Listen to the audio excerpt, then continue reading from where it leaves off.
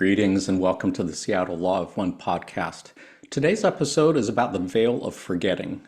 From a perspective beyond third density, there has been no innovation so beneficial to the evolution of consciousness in the universe as that which in the Law of One is known as the veil of forgetting, the intentional forgetting of everything we knew before incarnation. From a perspective within third density, there seems to be nothing so distressing, agonizing, or traumatizing as the veil of forgetting. Why is the veil so important to our spiritual growth and evolution? Can we ever get a peek behind the veil? And if we can, should we? Let's find out. My name is Jonathan Tong, and I'm facilitator for the Seattle Law of One study group. We can be found in the list of study groups at the L&L Research website shown on your screen. We do also have a Facebook group, and we do meet twice a week on Zoom, Tuesdays from 3 to 5 p.m. Pacific time, and Saturdays 8 to 10 a.m. Pacific time. You don't have to live in Seattle or anywhere near Seattle to join our Facebook group or our Zoom sessions. Anyone who's interested and available is welcome. Just contact us at seattlelawofone@gmail.com if you would like to get on our mailing list. We send out emails once a week to let you know what we're talking about that week, as well as the Zoom links. We do also have a YouTube channel where we keep recordings of previous podcast episodes, as well as recordings of Q&A sessions with Jim McCarty, Austin Bridges, Gary Bean, and Tricia Bean of the L&L Research Channeling team. You can go to our YouTube channel and just hit the subscribe button if you would like to get notifications when we upload new videos, and contact us at seattlelawofone@gmail.com if you'd like to sit in on any of our Q&A sessions. Otherwise, as mentioned, our topic today is the veil of forgetting. Let's meet our panelists. Panelists, go ahead, let our viewers know who you are and where you're calling from, starting with Sonia.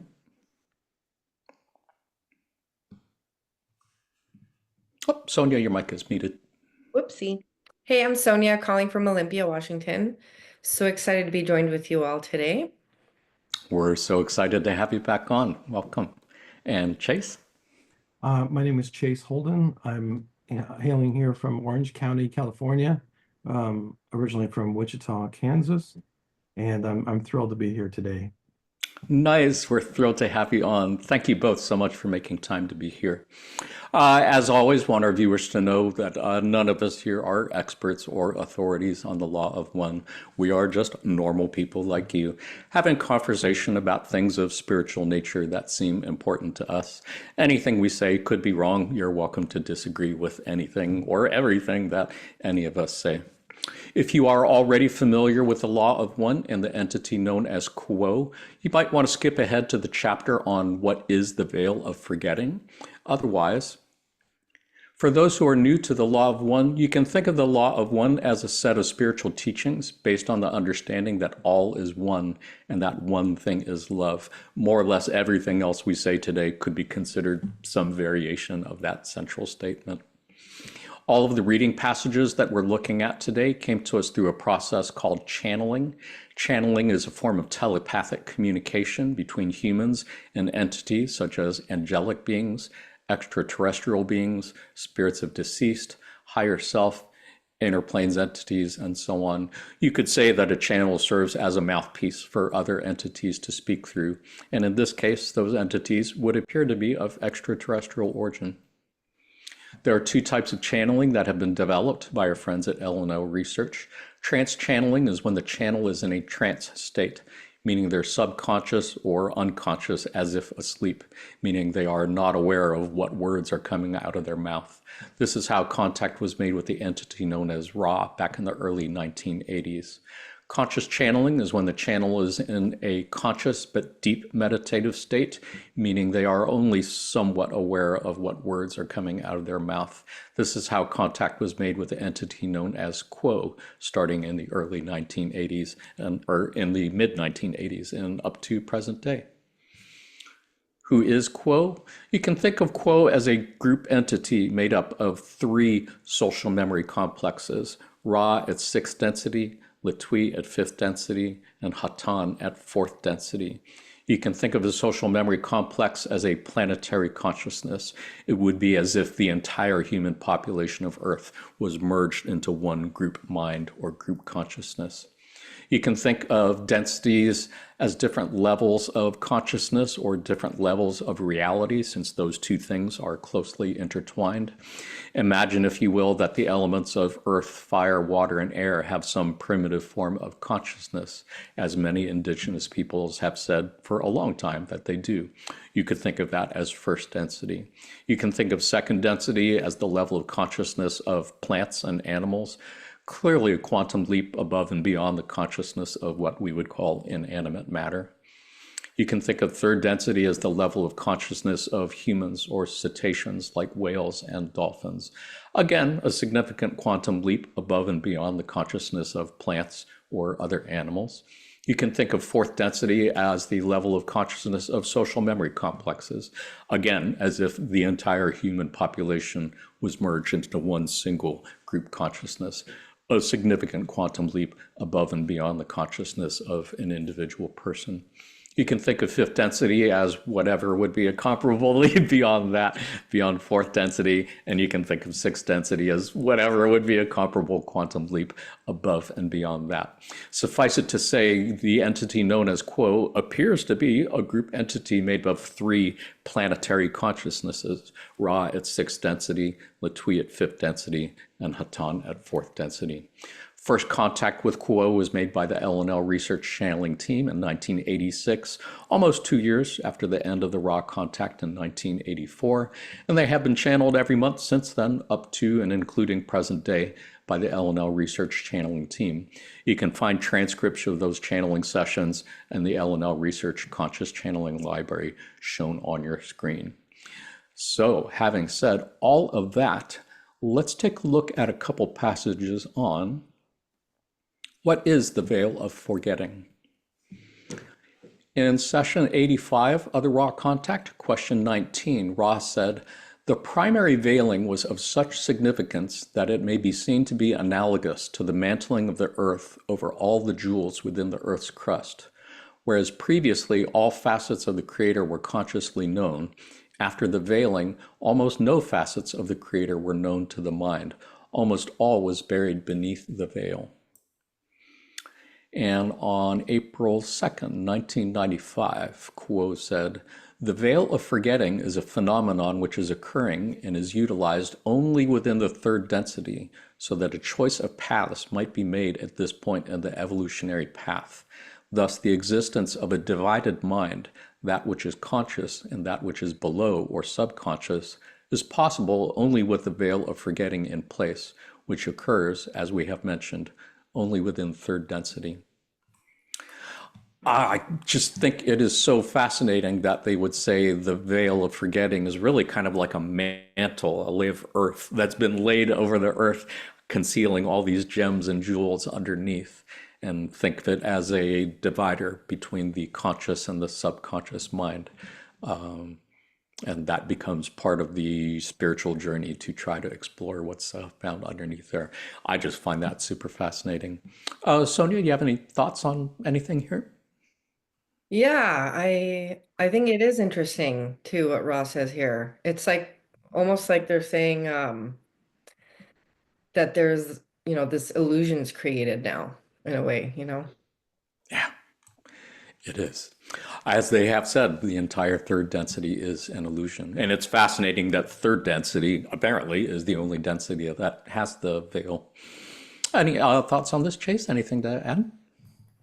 No, um, no, I'm fascinated by this also, and curious about those who are psychic, who seem to be able to see through the veil, and yeah, it makes me wonder, are these those that are wanderers of fourth density already, or Yeah.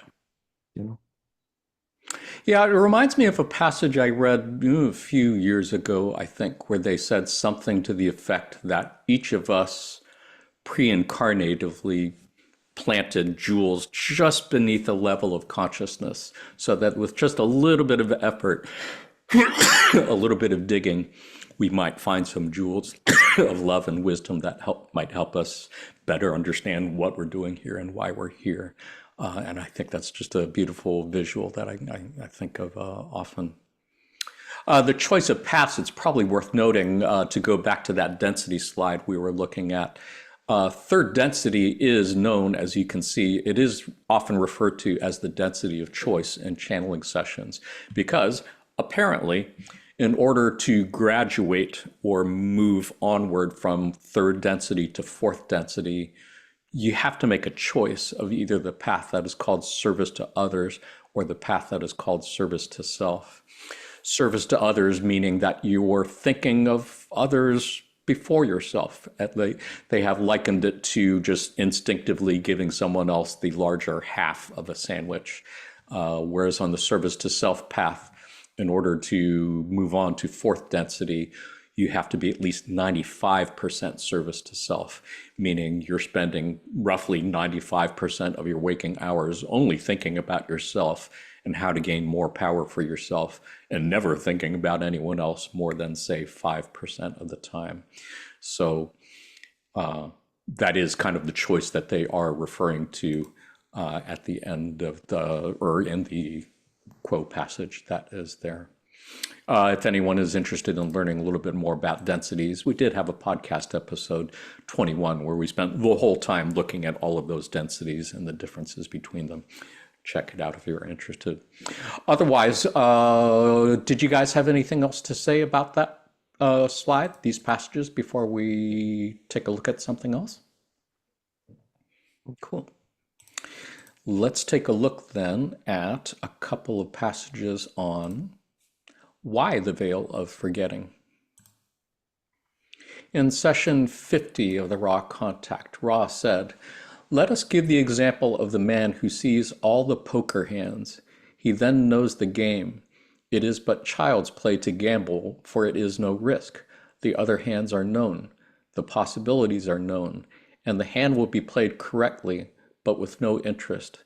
In time-space, and in the true color green density, the hands of all are open to the eye. The thoughts, the feelings, the troubles, all these may be seen. There is no deception and no desire for deception. Thus, much may be accomplished in harmony, but the mind, body, spirit gains little polarity from this interaction." This is how you know you're talking to an extraterrestrial, because mind, body, spirit complex is what they call people, and I've never known anyone who would call people that. So that's just part of the vocab for the law of one. And on September 25th, 2010, Quo said, "A veil of forgetting is dropped when you enter incarnation, and it is not to be lifted until the incarnation is at an end and you rejoin the dance of creation firsthand. The reason for this unknowing is that nothing that you do out of knowledge or hindsight, shall we say, is powerful to you. As the ones of Ra said, you can have a take-home test, an open book test, and look up all the answers and get it all right, but it means nothing to you except a good grade. It is only when you can't look up the answers and you are thrown back upon your resources that you are challenged to find them and use them to move yourself away from what this instrument would call the matrix or consensus reality and into that magical land where things do make sense, where there is a reason for every polarity, light and dark, male and female, old and young." Love the pop culture reference of throwing a Matrix movie in there. Always appreciate a good pop culture reference. Otherwise, yeah, I really love these two passages. I think the poker passage is pretty familiar to folks who have been studying the law of one for at least a year or two, one that's referred to often. But I like the passage in Quo too, also, where they kind of liken it to a closed book test in order to make that choice between service to others or service to self path. It's no fair if you already know that all is one and you already know that everybody's creator. The idea is to forget all that and be forced to make a choice between those two paths with really nothing but faith, taking a leap of faith. Anything here, Chase, that wanted to comment on? Yeah, yeah, this is all about faith to me. Having the faith to choose love in the situation where we experience when I experience catalyst from someone, and you know, someone is, not loving to me. Do I love them? Do I forgive them? Um, Not, in that moment as a reflex, as an instinctive um, response. Um, I think of Carla often as her example where, she was physically, you know, um, at risk, physically threatened. She could have lost her physical body, and her her response was gratitude for the creator and love. And yeah, I think about that often. Like if someone had, uh, a gun to my head, could I love them and say, thank you, God, thank you, Creator, for this moment. Um, so yeah. Yeah, for sure. And it reminds me, I believe they have said quite a few times that the world is designed to appear biased towards service to self. And I think it seems to me, looking around at the world and what's going on these days, yeah, it does seem very much so. And so to be able to look at all that and in spite of that, still choose to think of others before yourself rather than just looking out for yourself. Yeah, that it takes a big leap of faith, I think. Sonia, any thoughts to add? Yeah, I love that you brought up Carla Chase. She's made an impact on me too with her she brings up faith and will a lot, which is really what it comes down to for us, I think, in this experience. But I really like what Kuo says here. I think the veil really gives us a chance to experience polarity. Yeah, yeah. Yeah, and there's so many words that are used frequently in the law of one that I've just never really seen anywhere else. I mean, they talk about polarity a lot, like you said here, but I mean, I've studied a lot of different religions, spiritual paths, and philosophies over the last 40 plus years, and I don't really remember anywhere else seeing certainly the word polarity as well as the concept in there. I think it's also reincarnation that I appreciate. It's taken as a given here that, yes, reincarnation is real and that who you are right now is only the most recent in a chain of countless incarnations before this, with undoubtedly countless more incarnations to come after. Although that's something that Hindus and Buddhists have been saying for a long time. This certainly goes well above and beyond anything that I've seen in Hinduism or Buddhism. And yeah, I just find it fascinating. It's another way of looking at life and what this is all about that never really thought about before this. Do you guys have any other thoughts on these couple passages? I think I had a couple other ones to look at too. I think the poker reference is the best way to, I think, try to understand this. You know, well, it's Yeah, really no gamble, like Ross says. right. Well, it's such a perfect visual because, I mean, anybody who knows poker knows that if you're sitting at a table with other people and you know what cards are in their hand, then it really isn't much of a game after that. And that would explain the purpose of the veil to make it a little bit more challenging. Let's take a look at a couple other passages. This was also from the Raw Contact in session 82, question 22. Ra said, consider, if you will, the tendency of those who are divinely happy, as you call this distortion, to have little urge to alter or better their condition. Such is the result of the mind body spirit, which is not complex. There is the possibility of love of other selves and service to other selves, but there is the overwhelming awareness of the creator in the self. The connection with the creator is that of the umbilical cord. The security is total.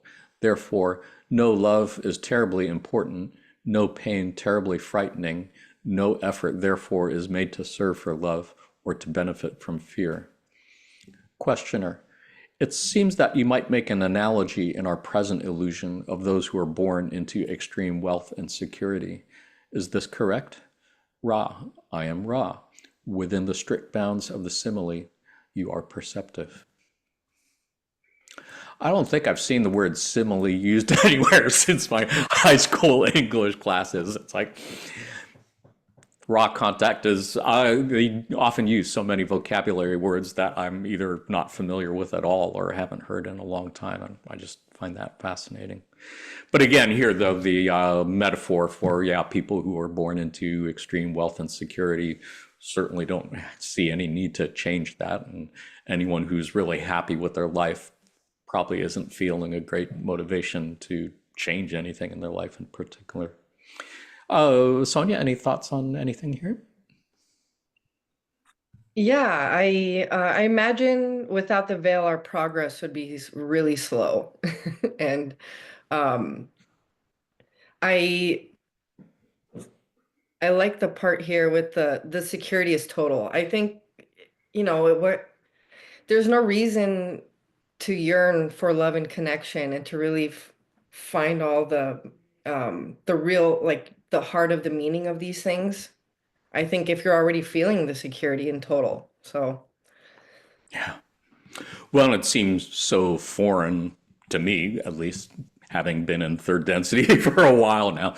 Yeah, that connection with the creator, the umbilical cord, the awareness of the creator and self and others. Yeah, it definitely was not something that came naturally to me and took the better part of 40 years, I think, to get to that place. So, yeah, it's a great analogy. Chase, any thoughts, anything to add?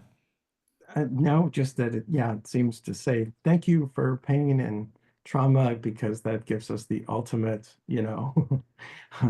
um, opportunity for growth, right? Yeah. Um, yeah. you're Yeah, there totally was some. Oh, go ahead, Sonia. right. You're right, Chase. I think of it as like, when you work out hard or you do anything that's difficult and you feel the reward, and the accomplishment of that. And you're not really gonna feel that without doing hard work. So Yeah, Good analogy. Yes. yeah, yeah. I saw a passage not that long ago, I think, where Quo said something to the effect that there's been many planets that have had easier transitions into fourth density than Earth, and there are some other planets that have been even tough. I don't know if they use the word tougher. I think they were just talking about the warfare and bellicosity that seems so part of Earth's experience. And I think they were saying there have been other planets that were as bad as that or worse. And yet they also say that Earth is different from most every other third density planet because we have so many souls incarnated here who came from planets that blew themselves up. So it is kind of a reform school made up of people Yes. who got kicked out of every school, who couldn't graduate from third grade to fourth grade in every other school. And this is like their last chance. That's just, yeah, that's trippy. Shall we take a look at some other passages? We have been talking about why the veil of forgetting. Let's take a look at a passage on discovery of the veil of forgetting.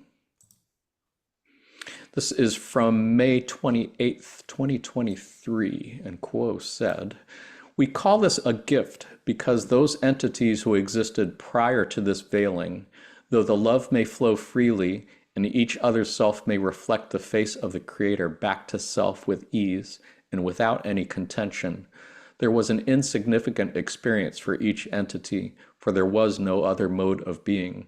There was no contrast with which to experience the creation. There was no difficulty to overcome, and so that free flow of love and joy became what you could call a stagnation. It was an experience for the Creator that was not as significant as was hoped for by the Logoi who designed the archetypical mind of these entities. And so, as the sub-Logoi progressed in experimenting and offering the love and light of the Creator to their own creations, the veil of forgetting was discovered. This precipitated the most significant and important development of your octave, and the Creator began to experience itself in a more essential and meaningful way. And it is because of this development that you can even begin to conceive of any other self as an enemy, that you can even begin to consider that any entity is more difficult to love than any other entity. This may seem more of a curse than a gift, as we have called it.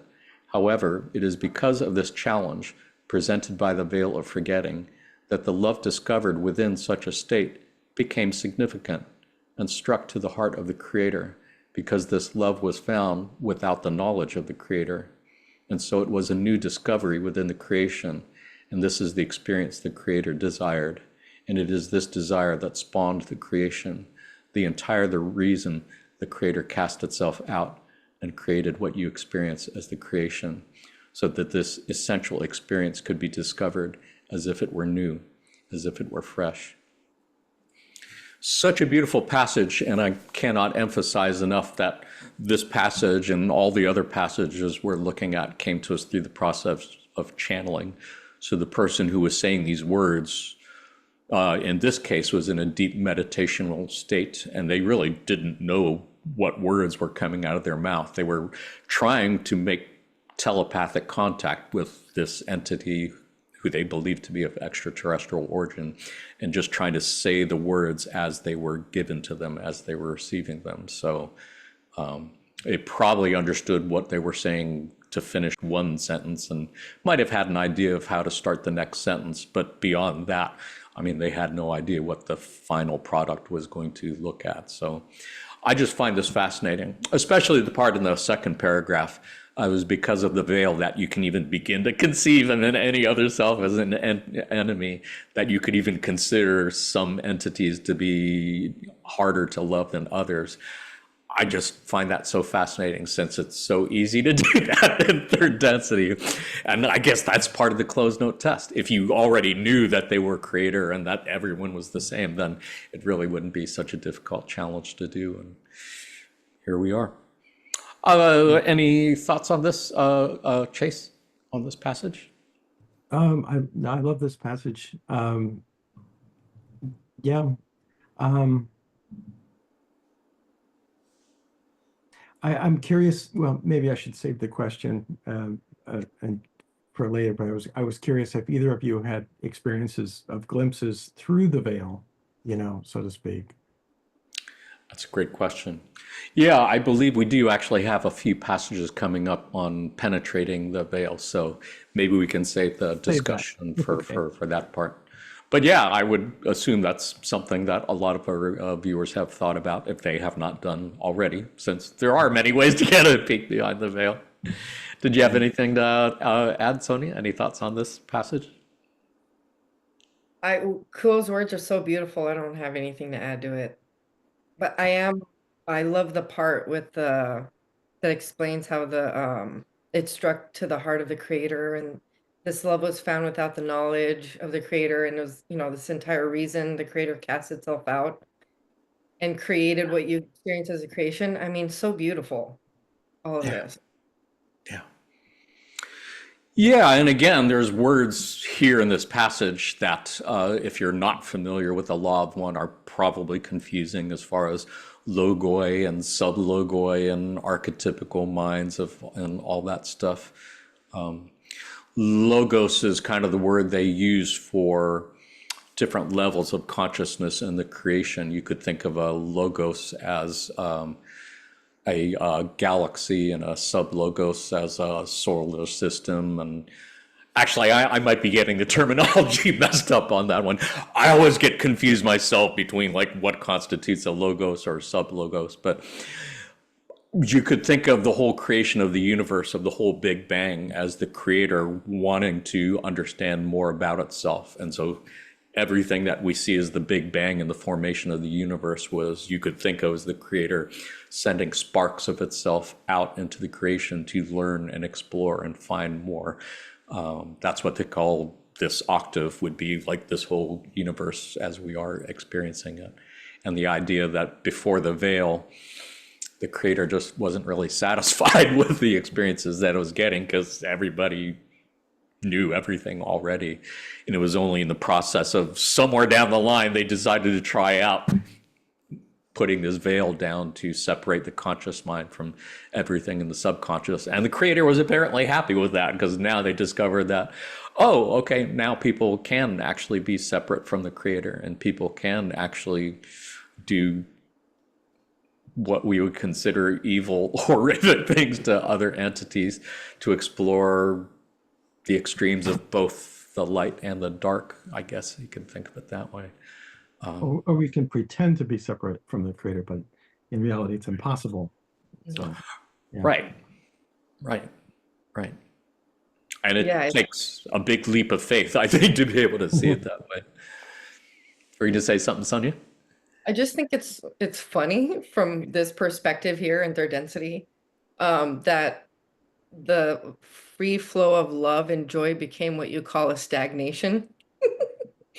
It's funny if you think about it from here, Right, because right. it's kind of like what we're all wanting in every level of our lives, whether it's in our community, in politics, whatever it is. We're wanting love and joy to be more, free flowing. Yeah, yeah. That's why I think I was saying in the introduction, it's like from the perspective beyond third density, there has been no innovation so beneficial to the evolution of consciousness in the universe as the veil. But when you're within third density, boy, I mean, there's nothing so distressing or agonizing or just plain traumatizing as having to experience all this stuff with the veil of forgetting. I just hope creator's satisfied with all of this shit that we're having to go through. It better be worth it. Better be getting some really good data out of this experiment. Yeah, That's all I can say. we're, Yeah. we're heavy lifting over here. Yes. We are You know? heavy lifting for Yay, sure. contrast. Yeah. Yeah, Yeah. that's so funny. I was just thinking contrast, Chase, right when you said that. I read your mind through the veil. Mind to mind. Well, I'm always reminded of the yin yang symbol, the circle with a little S divider. Half is black, half is white. The black part has a little white spot. The white part has a little black spot in it. And that, I think it is really difficult for folks who have chosen the service to others path to accept, as they said, as Ross said, the law of one blinks neither at the light or dark. And both the service to self path and the service to others path, in the eyes of the creator, are both equally valid paths. And it's just hard to believe that good is not really inherently any better than evil, according to the creator. That's a really tough pill to swallow. Within third density, that is a really, really difficult pill to swallow. And yet that is part of the challenge that we have been given, to embrace the dark as well as the light, in order that we can be whole and complete 360-degree beings, I think was the phrase that Carlo used to use. Do you guys have any other thoughts on this passage before we take a look at penetrating the veil? It's good. We're cruising along here. This might be a shorter episode than usual. This is nice. Let's go ahead and take a look at a few passages on penetrating the veil.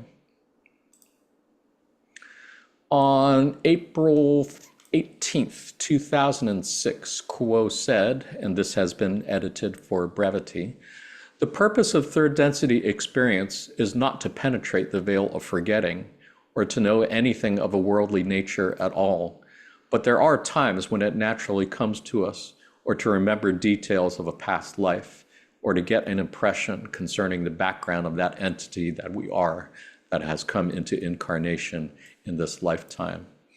The veil of forgetting was put into place not in order that it may be penetrated, but to set up the conditions for a life in which the choice of polarity and the continuing choices of polarity that follow such an initial choice might be played out without any possibility of proof.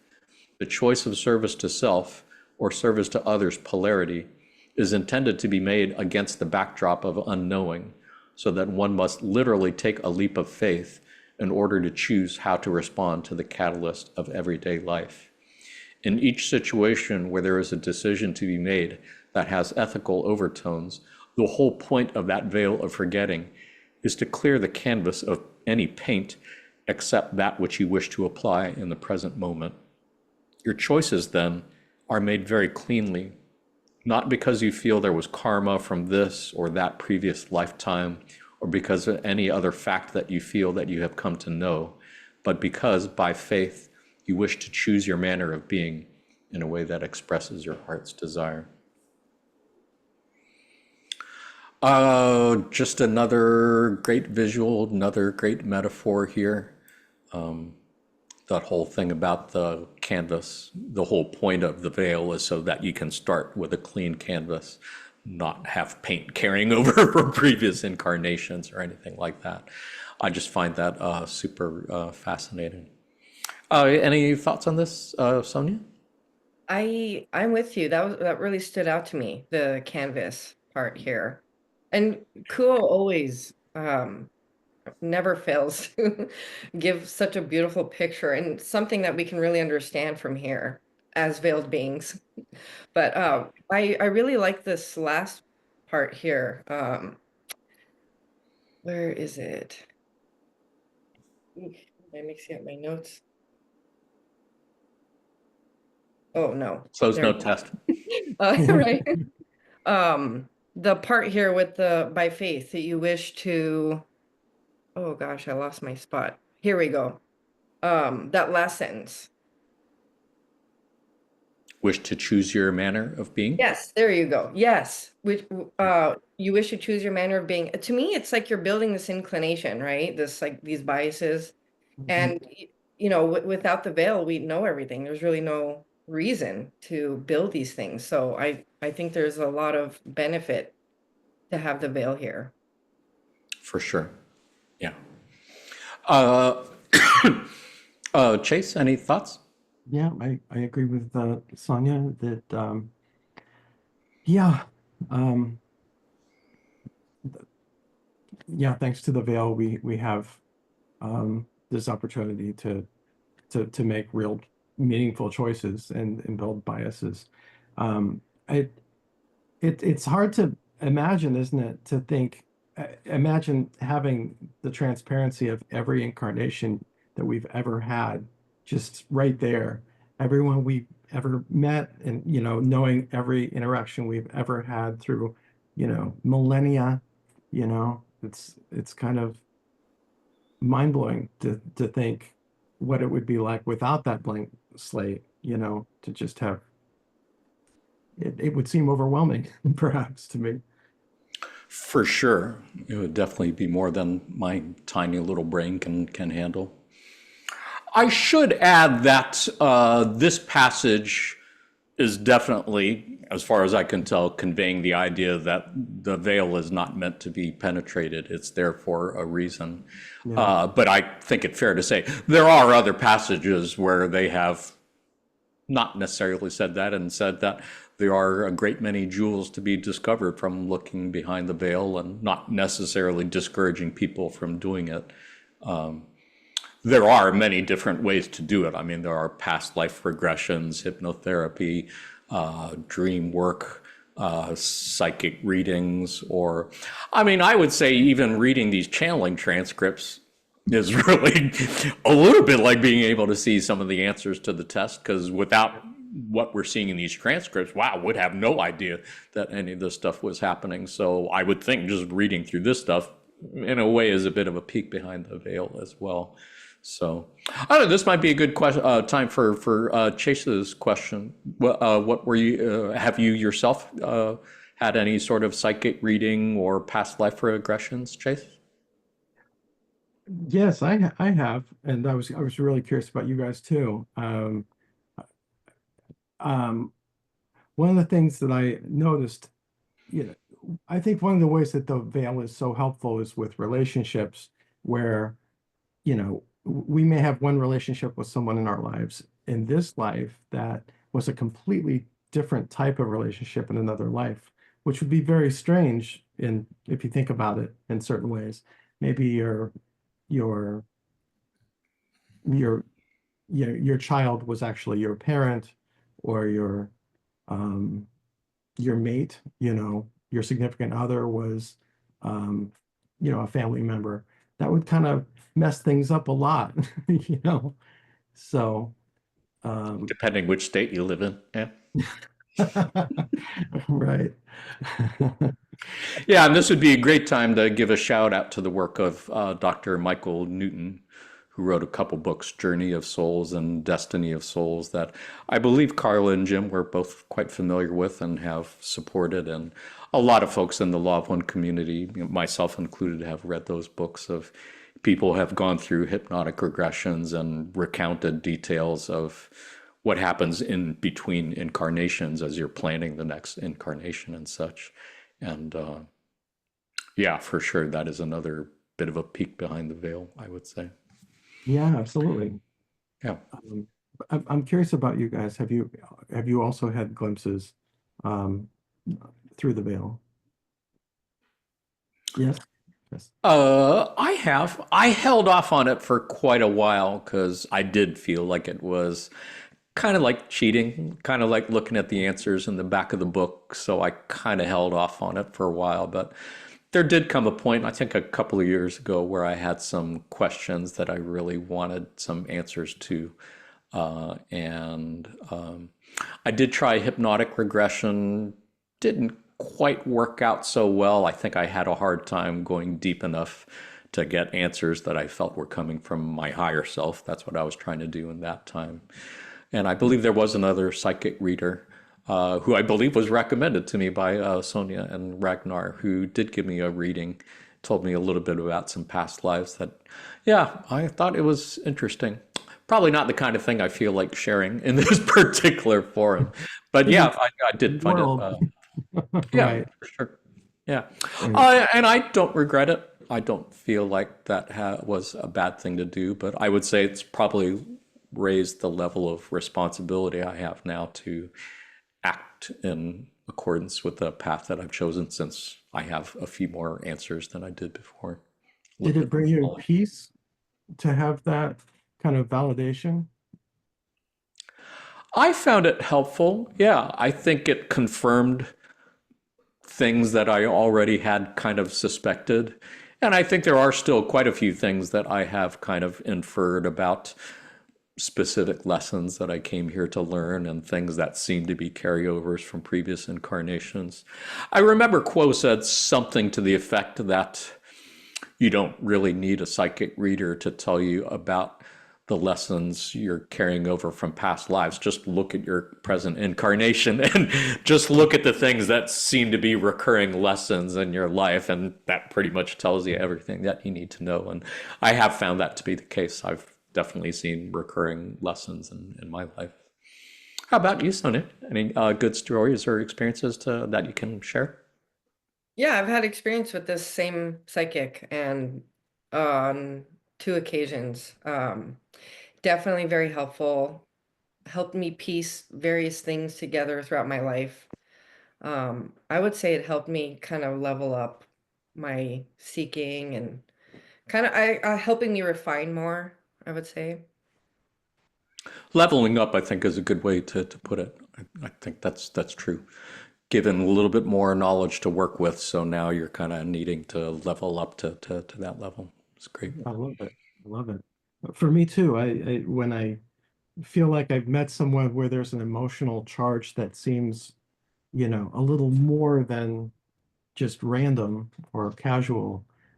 It seems like, yeah, I have some history here with this person.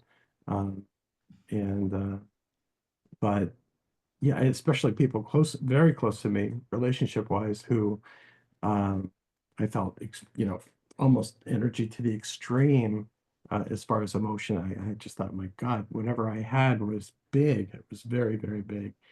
And but I was absolutely willing to love and forgive them unconditionally, no matter what that history was. And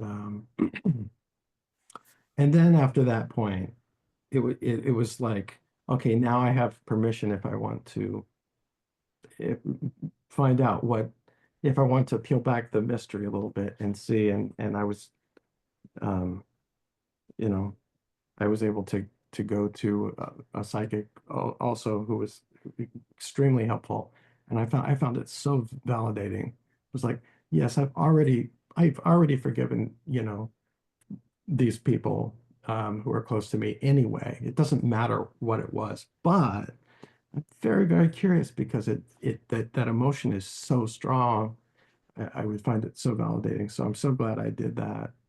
And Nice. and now when I meet some people, I'll actually say, you know, just in case I ever knew you, you know, I I I forgive you for anything you've ever done, and I apologize To which sincerely. they say, "Sir, this is a Wendy's. That's Here's great. your burger. Here's your fries." Yeah, Yeah. no forgiveness necessary. Just yeah, Yeah, yeah. yeah, No, but that's beautiful. Yeah, I would be surprised if that was not a really important lesson in forgiveness that could be a carryover from previous incarnations and relationships.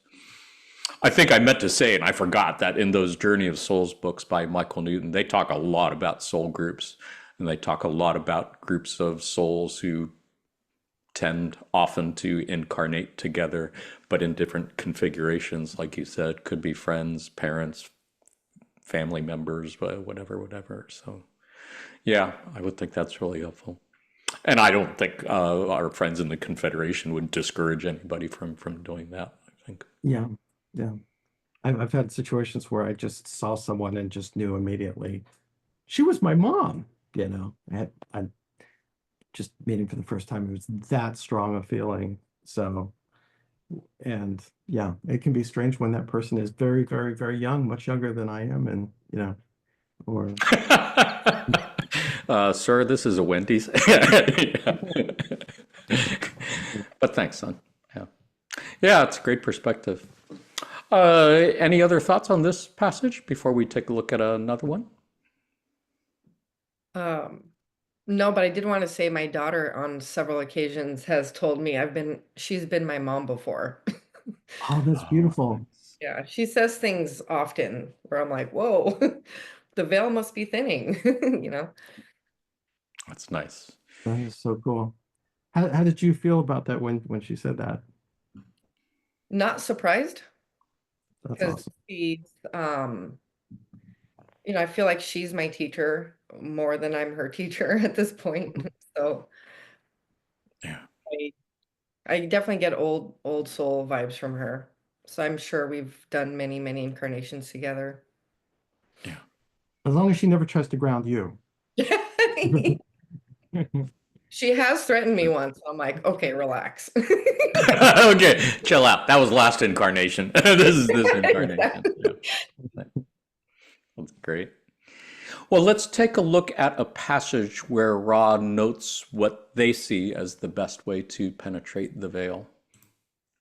This was from session 83 of the Raw Contact, question 16. Questioner, what techniques and methods of penetration of the veil were planned, and are there any others that have occurred other than those planned? Ra, I am Ra. There were none planned by the first great experiment. As all experiments, this rested upon the nakedness of hypothesis. The outcome was unknown. It was discovered experientially and empirically that there were as many ways to penetrate the veil as the imagination of mind body spirit complexes could provide. The desire of mind body spirit complexes to know that which was unknown drew to them the dreaming and the gradual opening to the seeker of all of the balancing mechanisms leading to adepthood and communication with teach learners which could pierce this veil. The various unmanifested activities of the self were found to be productive in some degree of penetration of the veil. In general, we may say that by far the most vivid and even extravagant opportunities for piercing of the veil are a result of the interaction of polarized entities. Questioner, could you expand on what you mean by that interaction of polarized entities in piercing the veil? Ra, I am Ra. We shall state two items of note. The first is the extreme potential for polarization in the relationship of two polarized entities which have embarked upon the service to others path, or in some few cases, the service to self path. Secondly, we would note that effect which we have learned to call the doubling effect. Those of like mind which seek together shall far more surely find. Again, I just find that super fascinating rather than recommending hypnotherapy or psychic readers or anything. They're just saying people working together. Usually, that apparently is the most effective way at penetrating the veil, which is a great encouragement for anyone who's watching this. If you don't have a group of fellow seekers or people that you can have conversations with about the law of one or about your spiritual journey, yeah, would encourage you to go to the LNL research website, find that list of study groups that I referenced in the introduction to this video, and you'll find that there's lots of different study groups all over the country, all over the world, of people who meet online, maybe on Zoom or maybe just in a Facebook page or some other platform. But yeah, for sure, being able to be with a group of people where each one brings their own little pieces of the puzzle, you find you can do really beautiful things when people put those pieces together. Any thoughts on anything here, Chase? Um, yeah, I love that the three of us here are polarized entities, I think, that are piercing the veil right now. So, and that um yeah, that's the wonderful part of social media, is that there seems to have been an explosion of spiritual groups and spiritual communities springing up, and love one groups finding each other. And I think it's a wonderful thing. No one has to be alone, that has an internet connection anyway, and that we can find each other and connect. Um, yeah, this way over the internet, or um, yeah. Yeah. Yeah, Um, and every group is different. You'll find that each group is different based on who's facilitating or who's there. And you may well enjoy being part of the Seattle Law of One study group, or you might find a better group that's a better match for you elsewhere. But like Chase was saying, yeah, geography isn't necessarily a hindrance anymore. People can connect from all over the world on Zoom, and it's a beautiful thing being able to do that. Anything to add, Sonia? Yeah, I love this info about the doubling effect, and this idea that when we're all seeking, and then when we come together and seeking, it's really like you kind of are penetrating the veil. I've had experiences in groups, with loved one groups, and where we're all just hanging out, chatting, whether it's an L&L event or just gathering with folks online, in person, whatever it might be. I find that I'm always like, there's like pieces of every time there's this someone will say something in a certain way or something, and it's like we're always just kind of uncovering all these pieces to a puzzle. So it's cool. It is a beautiful thing. And I know there's probably most folks who join our Seattle study group Zoom sessions also sit in on other groups as well. There are groups that are meeting pretty much every day of the week. So, yeah, it's a really beautiful thing to be able to do that, There's an especially in online troubling group. times like this, to be able to support each other through difficult catalysts that we're dealing with. Super helpful, super important. Was there something else you're going to say, Sonia? Oh, sorry, I didn't mean to cut you off there. But yeah, I mean, there's even a Law of One Europe group. There's, it's all over the world. So Right, yeah, right. yeah. And I love the last bit about the doubling effect, because yeah, there's a lot of fear right now, and we can use this doubling effect to quell that fear, to remind ourselves how much love there is in this world, which there's far more love than there is lack of. And we can, remind each other that all is one, all is well. We are always within the one infinite creator. There is no outside of the one infinite creator. There, where would that be? So no matter where we go, we are inside of and as the one infinite creator. And we will never meet anyone who is not the one infinite creator, who is not ourselves. So I think it's so beautiful to remind ourselves of that. especially in these groups, and to use that that doubling effect to just love each other, to heal each other, and then to um, direct that love to the planet, as a group. And For yeah, sure.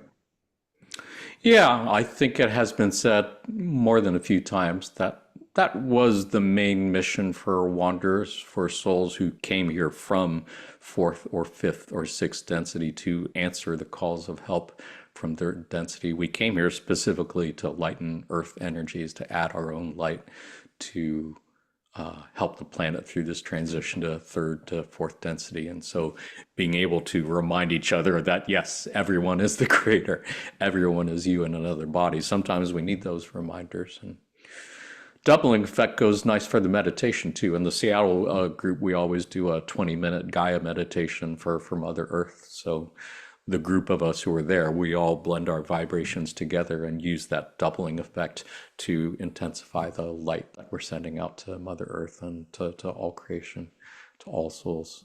It's a beautiful thing. And again, encourage anyone who's watching this on video, if you don't have any sort of group of fellow seekers that you would like to join up with, yeah, check them out on the LNO research site, or come sit in with one of our Seattle group sessions.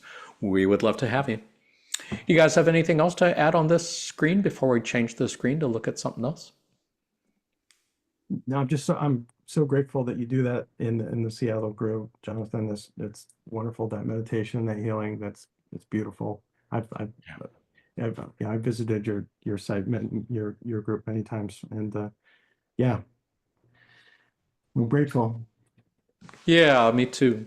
Well, and I'm grateful for Jim and Carla because they actually started it in 2001. It was shortly after the 9/11 attacks in New York City that they were asking Quo what they could do to be of service. And one of the things that Quo suggested was group meditations for Mother Earth and for Gaia. So they started doing it every day at 3:30 p.m. Pacific time, and they've been doing it every day since then. I know Jim does it religiously. And again, it's nice if you are doing it together in a group, but it doesn't have to be. Also, anyone can meditate for Mother Earth at any time. And I think it is part of that doubling effect as well. Appreciate the shout out on that. How about let's take a look at a couple of passages on lessons of the veil. On May 28th, 2023, Quo said, as you contemplate what it means to love an enemy, what it means to love any who seem more difficult to love, we ask you to remember that desire and hold on to that desire. We believe that that desire that you have to love through a difficult situation is itself the love of the Creator. And the process of discovering that love for those who seem unlovable is indeed just that, a process that unfolds for a reason. If you feel that you have failed, if you feel that labeling any as an enemy is contradictory to your heart's desire, we encourage you to have patience with yourself, to come to understand yourself as a veiled being with your own intricacies, with your own biases. Hold these biases in love with the understanding that they exist within you for a divine reason, and that the challenge that you have presented to yourself by incarnating into an environment where love seems not to flow so freely is indeed a divine aspect of the Creator's plan for you and for the creation and for the Creator itself. As you go through this process that we have described in attempting to realize that those you look upon are simply a reflection of the Creator and of you, and all that you cast your gaze upon may be seen both outwardly and inwardly, we ask that you protect that flame of desire to love and always use it as a cornerstone or touchstone as you go through this process. For it may be a difficult process. It may take many sessions within your lifetime. It may take many years. It may take many lifetimes to come to an understanding of love that eliminates your ability to label any as an enemy, to see any as more difficult to love. It is not intended to unfold in any precise moment, but instead is intended to be a journey of the Creator. And so, to the question of if this happens in a moment or if it happens after you arrive at a certain dense destiny, a certain understanding of love, we would offer an affirmation to both of these situations. For that desire to find love where you cannot readily perceive it is indeed the love itself. That is, again, it's such a beautiful passage, and I love the idea that just having the desire to find creator's love when it's hard to find, that's creator's love. That's what they're saying right there. And I have never seen that expressed in any other particular religious or spiritual path or philosophy that I've seen. And again, it's so beautifully and poetically worded here that it just, yeah, it can move me to tears for sure, thinking about it. Any thoughts on anything here, Sonia? I'm moved by this. I think having the ability to be veiled and to contemplate what it means to love an enemy, and to even have that ability is o- oddly from here a gift, and it's the creator experiencing itself in all these intricate ways. And so I think it's just a matter of remembering it in the moment when we're in the midst of a catalyst and we're struggling. And I think, it's just refining it to the point where we can feel it in the moment. Is at least that's the goal I give myself. So Yeah, and I think there was some passage we looked at not too long ago where they talked about it is a gift. Even if it seems like a curse, it is in fact a gift. It's just, as you said, not always easy to see it in the moment. So appreciate your framing it that way. Chase, anything to add? Yeah, Sonia, I agree that that is the challenge. That it is hard, especially now as um, the divisiveness that's yeah that's so apparent that if we're plugged into the news at all, which I'm trying to avoid, right? Yeah. But I love that this passage points out um, that maybe one of the biggest problems is the label itself, the term label, because the moment I think I use a label myself to describe something or someone or a group like um, conservative or liberal, Republican or Democrat, um, that just that term label, that label itself, that word creates that idea of separation, you know. The moment I use a label, and there's so many labels being just, we're inundated with labels constantly in the news everywhere, and that's constantly creating that illusion of separation that I, we have to, I have to, you know, see through that and not buy into that, and remember they're all me, you know, I'm all them, we're all one. Um, um, Yeah, the orange one is me. You know, we have to, that's a hard one. But yes, every single individual is me, and when I think of it that way, it helps. When I think I have to tell myself I literally am both sides. I am all of everyone I will ever meet. It's all within me. So all I have is my choice. What do I do? I choose love. That's all I can do. So yeah. Yeah, and I don't think the two are mutually exclusive. I definitely hear what you're saying about labels just being a way to further divide us, but I think like everything else in the universe, it could be used for positive or negative purposes, and being able to see somebody in one particular light compared to a different light doesn't mean that you can't love them as creator still, Sure. but it takes more work. That's for sure. So yeah, I'm definitely with you on that one. Any thoughts on that, Sonia, or anything else? Yeah, well, verbal language is part of the veil. There's so much room for error when we communicate verbally.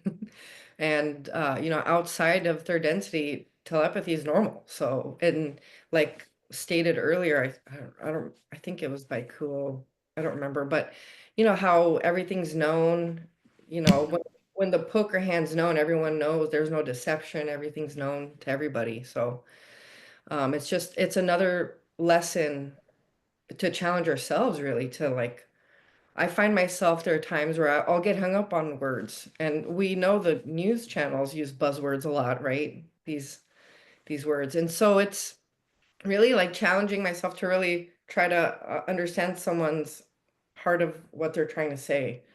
Because, remembering words too is not always easy. Finding the perfect word for what we're trying to say. And yeah, there's a lot of room for error here. For sure. Yes. Yeah. Oh, go ahead, Chase. I was just gonna, yes, Sonia, that made me think of finding the perfect word. And that reminds me how meticulously careful that Ra and Quo and the Ton of Love we are with language, especially Ra. Um, they refer to, the service to self as the loyal opposition. It's so when you think about those words, it's so neutral. It's factual, it's right, it's objective. They are in opposition. That's not real, there's no judgment there. It's just, I guess that's the beauty of the language in the law of one to me, is that just that pure use of language to not judge and to not label without love. Um, but yeah, that term of loyal opposition, um, it seems a way to do it. I'm sure you can think of other examples where where we could use terms like that without, you know, judgment or separation. Yeah, for sure.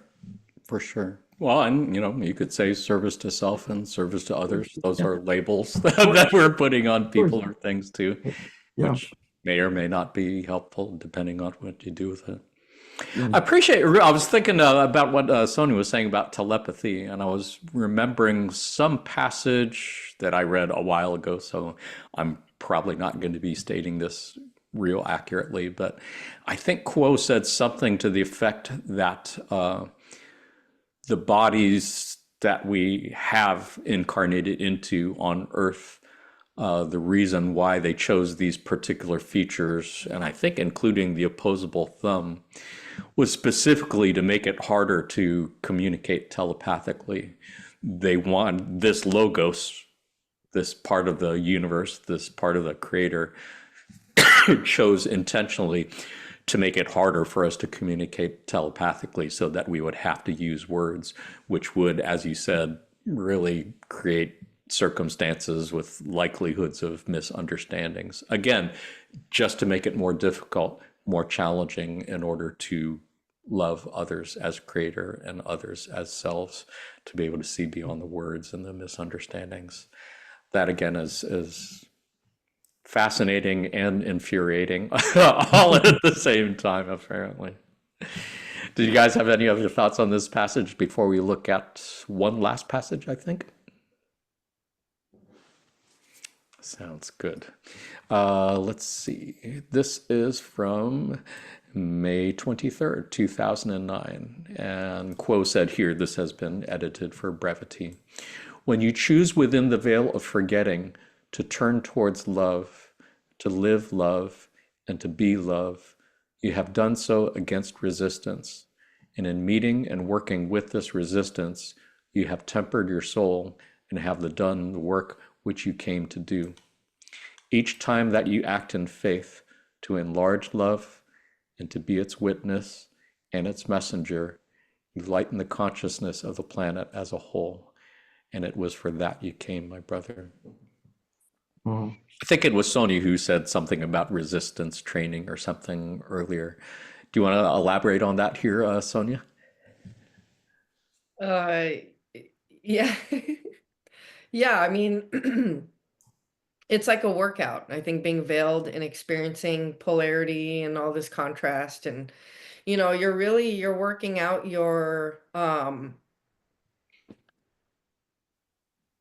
you're working out the all the nuances of all, of love, like all these facets of love that we're having to learn. And um I lost my word there.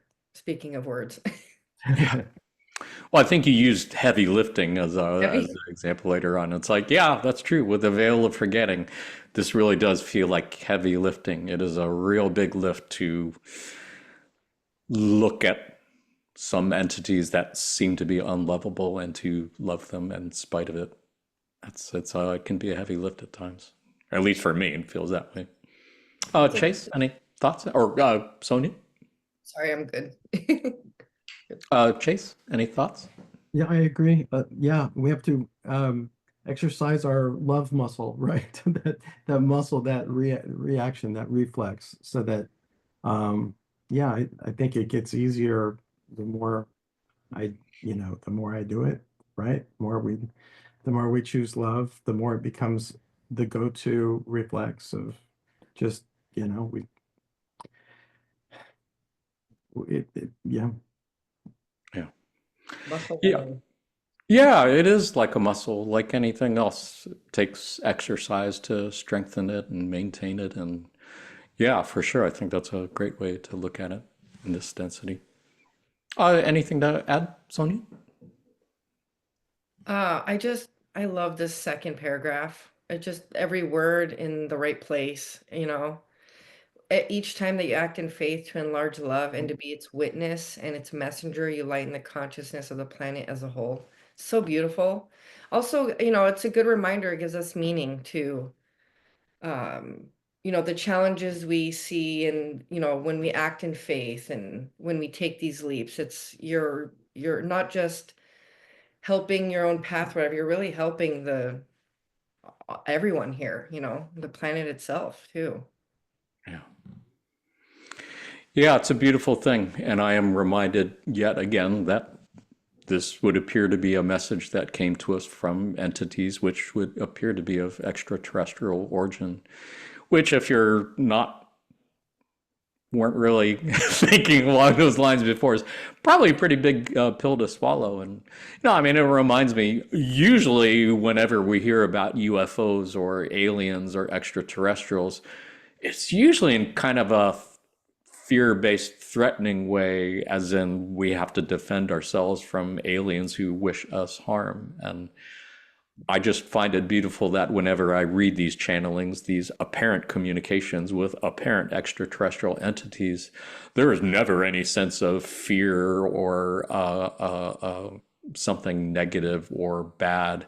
It's always like this. It's always something that's encouraging and inspiring to get us to be more loving and more accepting of others. And I just think that's a really beautiful thing. Any other thoughts on this before we start wrapping things up? Just I agree that it's hard to believe that our thoughts can actually lighten the consciousness of the planet, as you said, Sonia.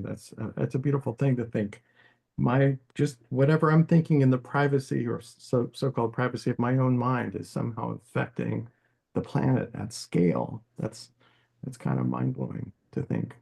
That just for me to heal in some way heals the planet. That is a beautiful thing.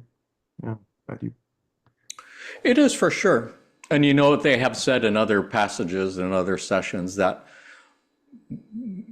you don't really have to think of us as extraterrestrials, or you don't have to think of us as angels, because they often appear as angelic beings. You can just think of this as something coming from your own mind, and it's okay. Yeah. The message here is just really beautiful, like you were saying, about how we can lighten the planetary consciousness, and doesn't really necessarily matter where the message is coming from or who's saying it, I think. Any other last thoughts on this? Sounds good. So where do we go from here? What are some good takeaway lessons from the conversation that we've had today? I might suggest as a few things to remember. If you can think of the veil of forgetting, it's basically a closed note test for fourth density. It's test, can you see? Can you make a choice between the path of service to others or service to self without knowing the answers already? Can you make that choice and then commit to it to do the best you can to polarize as far as you can in that direction? And that the best way to see behind the veil, according to Ra, is interaction with others. For as they said, those of like mind who seek together shall four more surely find.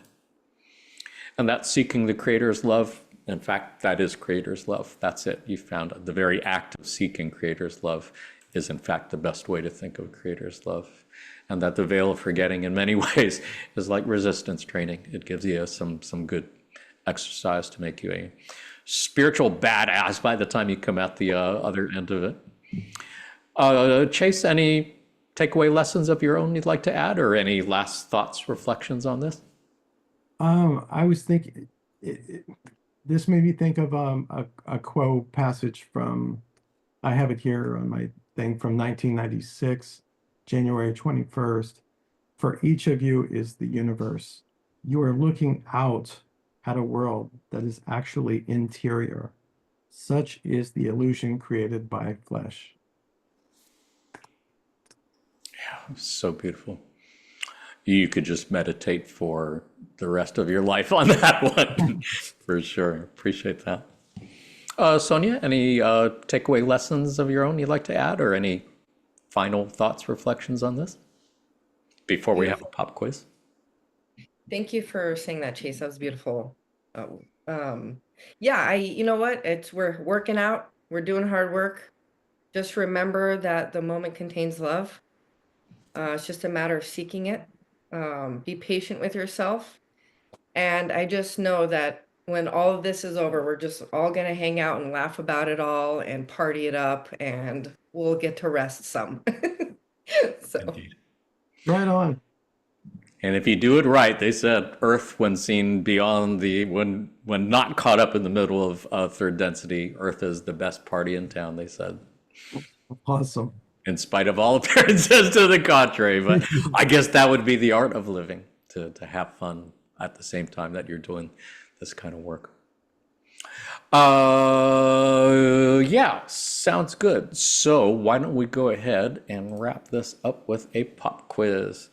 Pop quiz, of course, is something that we like to do at these end of the episodes, just to end on a fun note, and maybe share some gems of pop culture knowledge you can drop into a conversation later on with friends or family or loved ones. So since today's episode was about the veil of forgetting, it seems only appropriate that we should have a pop quiz on great movies about memory loss. And there have been many. Panelists, I'm going to ask you 3 questions about 3 different movies, 3 of which are shown on your screen, that involve memory loss. See how many you can get correct. Panelists, you can say your answers out loud, and if you're watching on video, you can say your answers out loud as well. We can hear you through the screen and through time space. As always, the points don't matter. If you had fun, you won. If you learned something interesting about pop culture, you won as well. Are you guys ready for your first question? Ready. First question is about Eternal Sunshine of the Spotless Mind. Who was originally asked to play the lead in that movie? Was it A, Nicolas Cage, B, Joseph Gordon-Levitt, C, John Cusack, or D, Jim Carrey? Have you guys seen this movie? I usually make a point of not asking pop quiz questions about movies I've never seen, but this is one that I've never seen before. But I hear it's really good. You haven't seen it? I haven't seen it. Have Oh you? my God. It's my top 3 favorite movies of Really? all time. Yeah. Oh, Yeah. wow. How so? Why is it one of your top 3? What makes it top 3 for you? I, I I have a feeling whatever I would say would be a spoiler, and you have to watch that movie. It's there is a lot of spirituality and metaphysics to it, and there is something very personal to me, but I can't say Oh, what it is nice. here. But For our viewers who haven't seen it, it is about a couple who have been together and they break up, and that they both decide to have their memories of the relationship erased and yet somehow still end up together? Is that summing it up without spoiling it too much? Yeah. We'll just leave it at that then. Yeah. Have you seen it, Sonia? Have you seen this movie? I have. It's been a while, but yeah. It's kind of a love story, right? A little bit. Yes. Yeah. Very much. Yeah. Well, this is our favorite pop quiz question. Who was originally supposed to play that lead in that movie? In case of many movies, sometimes it is, in fact, the actor who starred in it was the first choice all along. But in many cases, that is not the case. They usually had someone else in mind. So, who do you think was originally supposed to play the lead in this movie? Who was asked to play this lead in the movie? I can't imagine. You can just take a guess if you want. You were going to say you can't imagine anyone else playing it, Sonia, than Jim Carrey, right? Yeah, I agree. I would think if it wasn't Jim Carrey, then it would be John Cusack. Nice. Yeah, he's a great actor too. This is a I trick guess it's question. on. D. Nice. It's a trick question. I'm going with D, I think. Nice. In this case, the correct answer is A. Oh my gosh. I could imagine. That would be weird. That would be weird. Yeah. Well, Well, it's an independent movie, and apparently, at the time of this movie in development, Nicolas Cage had just done Leaving Las Vegas. And according to the director of Eternal Sunshine of the Spotless Mind, every independent movie maker wanted Nicolas Cage to star in it because he was popular and would draw people in. But yeah, it seems he's done some great movies, and I haven't seen this one, so I can't really imagine what it would be like for him in it. But love Jim Carrey, and he has gone through quite a spiritual journey of his own, as I understand it. oh my gosh, right? Yeah, amazing transformation. It's wonderful. Yeah, for sure. You guys ready for your second question? How about this one? How many years after Finding Nemo did Finding Dory come out? Was it A, 10, B, 13, or C, 16? Dory, of course, being the fish who has short-term memory issues. What do you think? It came out a while after, for sure, but was it 10 years, 13, or 16 years? I'm going with 10. I was going to say the same 10, and that's a total guess. I don't know. Nice. Yeah. Apparently, it was 13 years. Oh, Took a okay. long time to find the right script, I guess, and the right story that they wanted to tell, and they wanted to do it right. Although the film is the set only after a year after the events of Finding Nemo, yeah, this didn't come out until 13 years later.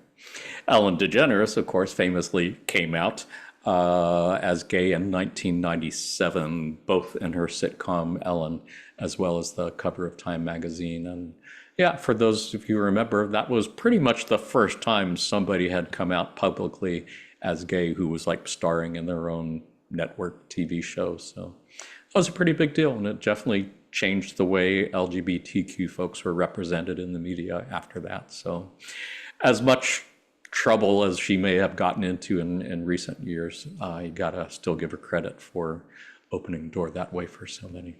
Yeah, she was the voice of Dory. That's right. She was, yeah.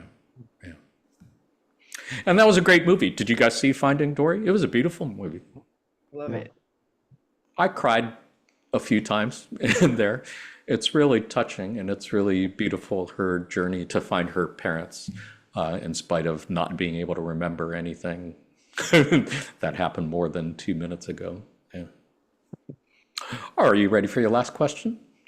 Yeah. Memento, another great movie about short-term memory loss. Another great movie by Christopher Nolan. Who did director Christopher Nolan originally have in mind to play the lead role in Memento? Was it A, Brad Pitt, B, Charlie Sheen, C, Aaron Eckhart, or D, Guy Pearce? Charlie Sheen. Good guess. Um, Chase? I'll um, I'll go with Guy Pearce, who starred in it. Yeah. Yeah. Great movie, trippy movie. It was. Correct answer is A, B, and C. Before deciding on the, at that time, relatively unknown Guy Pearce, they had already considered big name actors, including Brad Pitt, Charlie Sheen, and Aaron Eckhart, but all, for whatever reason, passed on the part, went with Guy Pearce instead, Oh, who would later appear in the Dark Knight movies with Christopher Nolan as well. Have you guys seen Memento? yeah. Yeah. Have you seen Yeah. it, Tony? I don't recall watching it. No pun intended. Yeah. It's a great movie. It's not my favorite Christopher Nolan movie. I would say Inception or Interstellar are probably two my Yeah. favorite of his movies, as well as the Dark Knight trilogy were great. But yeah, Memento was a really interesting, mind-bending thriller about a guy who's trying to find his wife's killer, but he cannot remember anything that happened the day before. So I believe he leaves tattoos on himself or something as hints to help him the next day. And I Right. think it's one of those movies that actually runs in reverse time. I think it starts at the end and ends at the beginning of the story, and with lots of weird flashbacks in between, which is typical Christopher Nolan mind-bending stuff. Mm. Great movie, though. Highly recommend it. And good for you, random viewer, who got any of these questions right. If you did, that is pretty impressive.